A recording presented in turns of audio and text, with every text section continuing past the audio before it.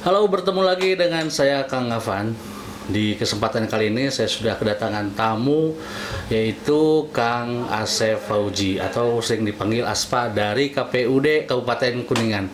Kita akan tanya-tanya kepada beliau, simak terus videonya.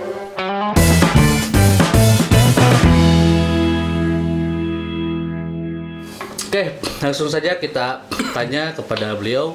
Tapi sebelumnya saya ucapkan terima kasih Kang Asep ya sudah Sami-sami berkesempatan menyempatkan diri lah di sela-sela kesibukan ke studio Kian Afandi gitu ya. Sebelumnya sebetulnya KPU itu sibuk apa sih sekarang Kang Asep? Kalau ditanya sibuk sebenarnya lumayan. Hanya memang situasinya berbeda kapan ketika sedang ada tahapan. Ya. Jadi kesibukan itu memang harus nampak di muka umum kalau sedang ada tahapan. Ya, tapi kalau tidak ada tahapan ya boleh dibilang ya lebih ke kerja-kerja internal layaknya lembaga pemerintahan. Ya. Meskipun di beberapa bagian memang tetap ada hal-hal yang sifatnya harus terekspos ke publik. Misalnya sejak awal 2020 Kan mulai COVID tuh ya. ya mulai COVID garisnya Polanya masih berubahnya. berubah, otomatis berubah. Ya banyak hal-hal yang sifatnya menggunakan teknologi. Pakai Zoom mungkin ya. Ya virtual lah, webinar. Ya. Termasuk juga kan kita lagi nyusun data pemilih, data pemilih berkelanjutan. Ya kita plenokan setiap bulan. Nah, Jadi setiap bulan tuh ada terus ada gitu ya, ada terus dan oke. mengundang partai politik, mengundang Bawaslu, tapi tidak melalui tatap muka langsung. Ya, jadi melalui virtual rapat berarti ya. pleno virtual lah, seperti itu. Ya, itu kan di antara kegiatan yang harus terekspos ke publik. Sisanya ya penataan kelembagaan, kegiatan-kegiatan pendidikan pemilih, termasuk juga kita gelar tradisi-tradisi intelektual berupa diskusi-diskusi yang melibatkan publik. Seperti minggu kemarin kan sudah kita diskusi virtual terkait dengan isu pilkada. Nah, minggu depan kita rencana mau diskusi lagi membahas masalah RUU pemilu. Ya banyak hal lah, termasuk kita kerjasama dengan teman-teman pegiat pemilu, nanti dengan organisasi-organisasi, dengan kampus mungkin, atau dengan siapa saja yang secara volunteer kan ini ya, Mungkin termasuk di podcast ini ya, bisa. termasuk mungkin ya. ini bisa bisa kan ini juga bagian dari endorsement kan terkait dengan yang hari ini sedang dilakukan oleh KPU. Ya berarti kan hampir sama sebetulnya dengan Bawaslu ya. Sama. Karena kan sebelumnya kan banyak beranggapan itu mungkin teman-teman semua juga banyak yang beranggapan. Jadi pasca pemilu itu KPU tuh kayaknya nganggur gitu. Jadi gajinya tiis gitu kan. Cuma digaji aja sampai kalau dibayarnya pakai es batu tiis. Jadi kayak gitu. Ternyata sebetulnya kegiatannya banyak dan PR-nya juga banyak gitu ya. Kan gitu ya. Jadi kan dalam siklus pemilihan kita mengenal 3 fase Kang Afan. Ada pre-election atau pre-electoral, ada electoral process atau tahapan pemilihan, ada post-election atau post-electoral. Nah, jadi tahapan menjelang tahapan pemilihan, ada fase proses pemilihan berlangsung, ada fase pasca pemilihan berlangsung. Nah, Kuningan hari ini sudah melewati fase post election. Di 2019 kemarin sampai awal 2020 itu fase post election. Sibuk-sibuknya juga kan itu kan. Iya, evaluasi segala macam. Nah, sekarang sudah mulai masuk pre election. Persiapan menuju tahapan pemilihan. Lah kok kan masih lama kan gitu ya, orang banyak ngomong kan pemilihan masih lama, pilbub masih lama, pemilu masih lama. Enggak begitu. Sebab yang paling dekat itu kemungkinan, ini masih kemungkinan. Yang paling dekat itu kan nanti ada pemilihan bupati, wakil bupati Kuningan. Nah, konteks pre-election di sini dalam hal KPU Kuningan itu menyusun berbagai perencanaan. Ya, perencanaan anggaran, perencanaan tahapan dan lain-lain untuk nanti pada saatnya masuk ke electoral proses kan gitu ya. Iya. Nah, kenapa begitu? Meskipun itu nanti sudah komisioner yang baru ya Kak ya? Iya, kan aspek kesinambungan tetap harus jalan. Oh iya, berkelanjutan ya. Aspek berkelanjutan bisa saja. Nah, terbukti proses transisi periodisasi anggota KPU Kuningan itu justru beberapa bulan menjelang hari H pemilu. Ya, kan kemarin pemilu April 2019. Iya. Justru peralihan itu terjadi di akhir Desember 2018. Desember 2018? Iya. Iya. Nah, artinya kan berarti hanya ada waktu Januari, Februari, Maret, April sudah hari H. Betul. Nah, artinya banyak tahapan yang sudah dilalui oleh anggota KPU sebelumnya, periode sebelumnya. Iya. Jadi tidak boleh ada stagnansi, ya tidak boleh stagnan. Tahapan tetap berjalan meskipun ternyata secara kelembagaan di level komisionernya terjadi transisi menjelang hari-hari pemungutan suara. Nah, itu Kuningan masih mending. Ya. Ada persiapan, ada fase adaptasi beberapa bulan. Daerah lain ada yang hari ini dilantik, besoknya pemilihan. Waduh, parah itu. Iya, ya itulah. Kebayang ya. Maksudnya itu kan kalau hari pemilihan itu kan kebayang sibuknya gitu. Iya. Itu kan saking wahnya, kita jadi sulit membayangkannya. ya, bahkan kan semua mata itu kan kayak melihat. Oh iya. Semua kan melihat gerak-gerik segala macam. Jadi kan KPU itu kalau sudah masuk tahapan kayak akuarium. Ya. Orang bisa tapi dengan kalau setelah jadi karena itu menyangkut kepentingan publik. Ya, jadi publik sangat berkepentingan dengan apa yang dilakukan oleh KPU kan itu persoalannya. Sehingga semua mata itu tertuju. Makanya bekerja di KPU ketika tahapan seolah-olah kita itu sedang ada di rumah kaca. Ya.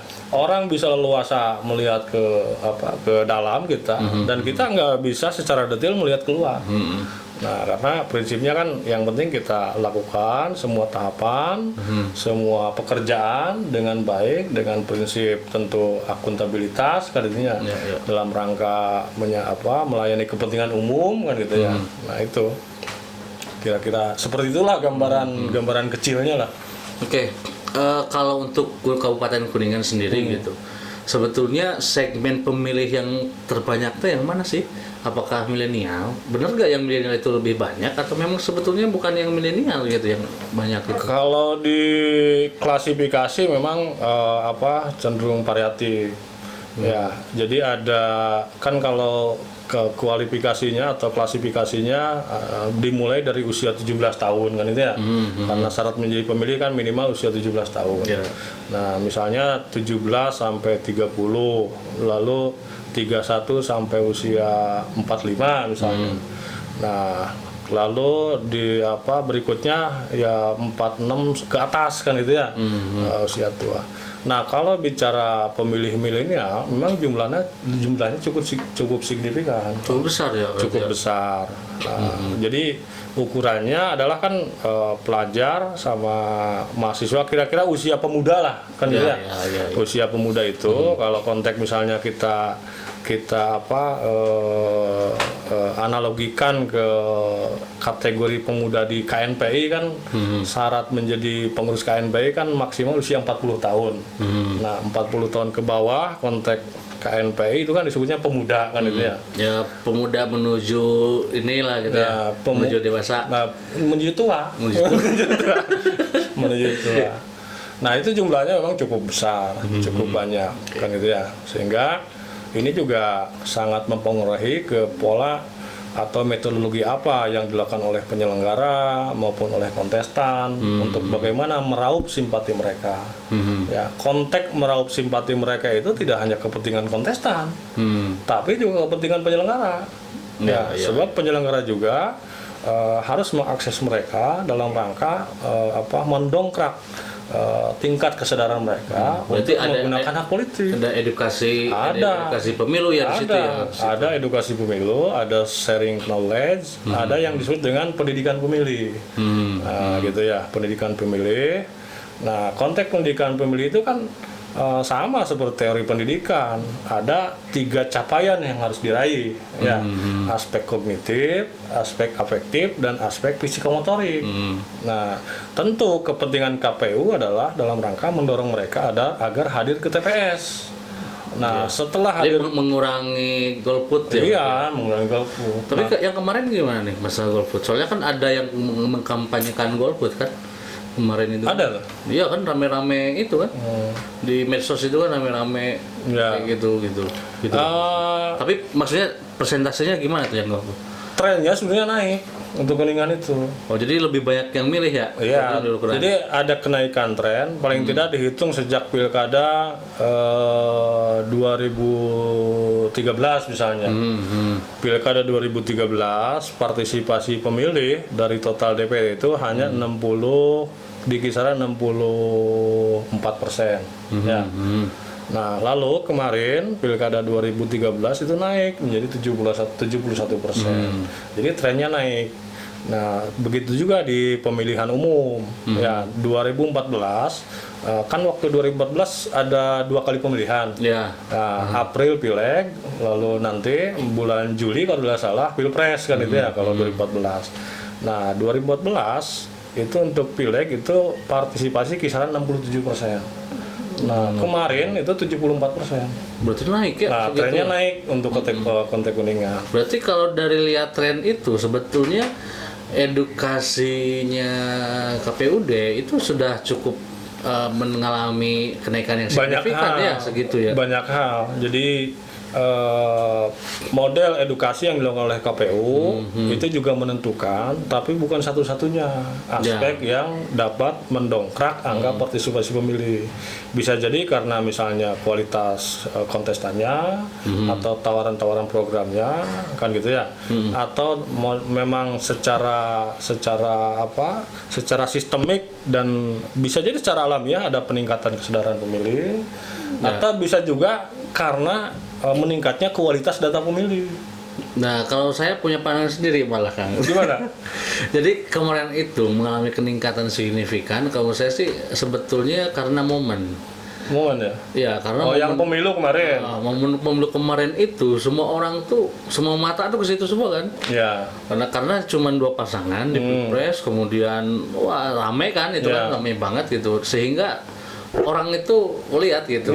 Bisa jadi seperti itu karena kan itu hype banget lah sudah kalau tos-tosan. Ya kalau 2 calon kan tos-tosan. Iya. Kalau A nggak A ya B. Iya, kalau nggak ada B ya A. Saya nggak menghendaki pemimpin X misalnya, maka saya harus memilih Y. Kan gitu ya. Ya ada lagi yang tidak menghendaki pemilih Y, ya harus memilih X, mau tidak mau kan itu pilihannya. Ya.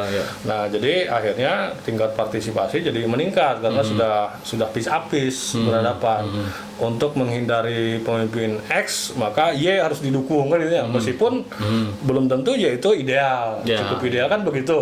Kira-kira begitulah suasananya. Tapi itu kan asumsi opini kan gitu ya, opini. Artinya kembali lagi tadi bahwa soal meningkatnya partisipasi pemilih ini memang banyak faktor pengapaannya, banyak faktor. Tapi untuk konteks demokrasi sebetulnya lebih banyak calon sebenarnya lebih bagus juga. Tapi kalau pemilu kemarin, kalau saya sebetulnya lebih mudah deh nyoblosnya tuh daripada pemilu sebelum-sebelumnya itu. Pemilu yang mana dulu ini? Ya, Pilpres. Pilpres sama Pileg kemarin itu kalau saya sih meskipun kertasnya besar banget gitu, tapi cenderung lebih mudah daripada pas awal pemilu dulu. Karena awal pemilu dulu tuh kan partainya banyak, terus jadi agak rumit tuh gitu ya. Dan pertama kali kan masalahnya waktu itu gitu, jadi agak banyak ya, termasuk yang lansia itu kan kesulitan. Kalau sekarang sih sebetulnya kalau saya amati sih tidak banyak yang terlalu kesulitan masalah pencoblosan ya. Tapi yang merasa sulit juga banyak juga ternyata. Yang merasa sulit juga banyak. Ya sebenarnya soal sulit dan tidak sulit itu bergantung proses di awal sebenarnya. Kan begini. kontestan juga bersosialisasi. Mereka juga mengenalkan misalnya cara membuka surat suara, Ya, cara menggunakan hak suara, misalnya dengan cara mencoblos, mana suara sah dan tidak sah, bagaimana cara melipatnya, lalu kemana kotak arah kotaknya untuk dimasukkan. Sama halnya dengan penyelenggara, sebenarnya itu kan soal teknis. Nah, bedanya kalau penyelenggara tidak mengarahkan arah coblosan ke calon tertentu, nah kalau calon justru mengarah ke pihak dirinya kan gitu ya, untuk misalnya distribusi suaranya. Nah, kalau misalnya dari sisi pemilihnya, ya kalau mereka misalnya punya kesadaran untuk menimba pengetahuan, pengetahuan teknis, pada akhirnya sebenarnya itu kan sesuatu yang memang bisa dipelajari secara teknis, sehingga kalaupun pada akhirnya susah, ya otokritiknya bisa jadi karena sebelumnya nggak mau belajar secara detail. Ya. Bisa jadi ya. Sebab kayak gitu. kalau belajar detail atau ada yang mengenalkan, kan ya mesti bisa. Ya, memang ukuran surat-suaranya besar. Nah, lalu pertanyaannya yang sering persoalannya yang sering muncul, persoalan kebingungan mau milih siapa kan itu. Nah, jadi itu masing-masing. Nah, itu kan tergantung calon memanfaatkan peluang itu untuk mengenalkan dirinya, kan gitu. Betul. Ya, gitu.